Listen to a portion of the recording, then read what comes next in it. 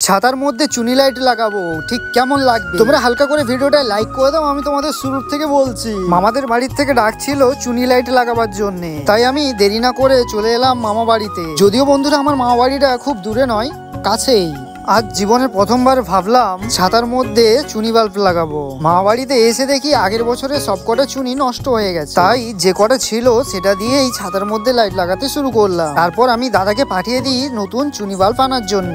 এখানে ছাতার মধ্যে লাইট লাগাতে একটু প্রবলেম হচ্ছিল, যতই প্রবলেম হোক আইডিয়া যখন এসছে তখন করেই ছাড়বো। ছাতায় চুনি বাল্ব লাগানোর পর ঠিক এরকম দেখাচ্ছে। এখনো অনেক কাজ বাকি আছে বন্ধুরা। এটা তো শুধু ছাতার মধ্যে লাইট লাগিয়েছি, আরো অনেক কটা বাকি আছে।